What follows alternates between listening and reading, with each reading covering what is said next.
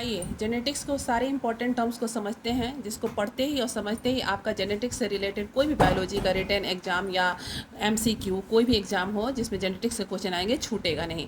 इन सारे important terms को देखते हैं। पहला है हमारा जीन, दूसरा है एलिस, तीसरा है डीएनए, चौथा chromosome, genotype, phenotype, locus, homozygous, heterozygous, hemizygous, codominance, incomplete dominance, F1 and F2 generation, monohybrid cross and dihybrid cross, mutation and genome. एक एक करके इन टर्म्स को समझते हैं।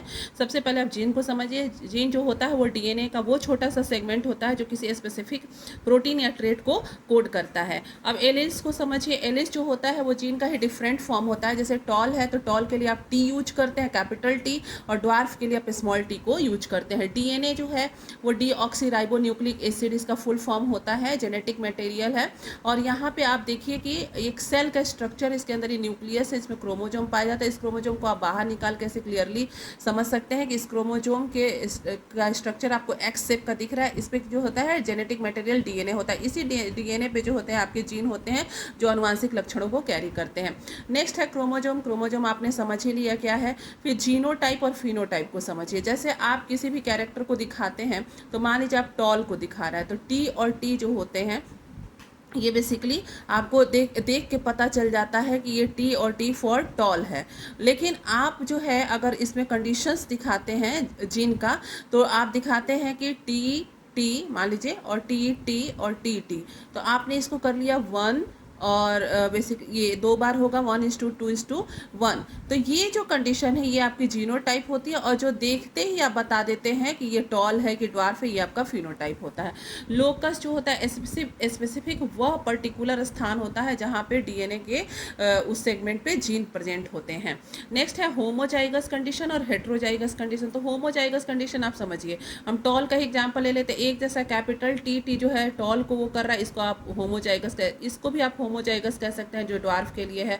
हेट्रोजाइगस में है, ये भी टॉल ही है लेकिन दोनों डिफरेंट है, इसको आप बोलते हैं हेट्रोजाइगस। हेमीजाइगस कंडीशन में जो होता है आपका बेसिकली कह सकते हैं कि जो आपका मेल क्रोमोसोम होता है एक्स और वाई, ये हेमीजाइगस कंडीशन में आता है। कोडोमिनेंस में क्या होता है, बेसिकली बोथ एलिल्स जो होते हैं वो हेट्रोजाइगस फॉर्म में होते हैं। अब यहाँ पे आप देख सकते हैं कि बोथ एलिल हेट्रोजाइगस फॉर्म में है, तो ए बी ब्लड ग्रुप इसका बेस्ट एग्जाम्पल है। इनकम्प्लीट डोमिनेंस आगे जो होता है, अगर वीडियो बंद हो जाती है तो आप फुल वीडियो मेरा इसका आप इसी में लिंक दे दूंगी, देख लीजिएगा। इनकम्प्लीट डोमिनेंस जो होता है इसमें क्या होता है कि जो आप मान लीजिए रेड कलर का एक फ्लावर ले लिए और एक वाइट कलर का फ्लावर ले लिए, इसको आप स्मॉल आर से डिनोट कर दीजिए, तो ये रेड हो गया और स्मॉल आर फॉर वाइट हो गया। तो ना ये दिखाई देगा ना ये दिखाई देगा, दोनों का मतलब इनकम्प्लीट डोमिनेंसी यहाँ पे दिखेगी, जो कि पिंक के फॉर्म में फ्लावर आएगा। नेक्स्ट है जो आपका कि F1 जनरेशन क्या है। F1 जनरेशन की जैसे पेरेंट्स का जो क्रॉस कराया जाता है तो जो पहली पीढ़ी बन के आती है वो F1 जनरेशन। जैसे आपको मैं बता दूं, T और T मान लीजिए कोई पेरेंट्स है और T और T कोई है, T फॉर टॉल और T फॉर ड्वार्फ, इन दोनों का हम जब क्रॉस कराते हैं तो जो ये कंडीशन हमें दिखती है T फिर T, ये जो दिखती है ये पहली पीढ़ी है, इसी को आप कहते हैं F1 जनरेशन। नेक्स्ट है F2 जनरेशन। जब इन्हीं का हम जो पहली पीढ़ी आए इन्हीं का जब हम सेल्फ क्रॉस करा देते हैं, यानी T और T का ही क्रॉस हम T और T से करा देते हैं, तो ये आपकी हो जाती है, जो भी इसमें आते हैं वो आ जाता है आपका F2 जनरेशन। नेक्स्ट है मोनोहाइब्रिड क्रॉस। तो मोनोहाइब्रिड क्रॉस में क्या होता है, जब आप एक ही लक्षण को लेके चलते हैं, जैसे कि आप टॉल और ड्वार्फ, मतलब लंबाई की ही बात कर रहे हैं तो टॉल को ले लिया और ड्वार्फ को ले लिया, इसको लेके एक लक्षण को आप मोनोहाइब्रिड क्रॉस कहते हैं। इसका रेशियो ज़्यादातर 1:2:1 होता है, या बेसिकली 3:1 भी होता है।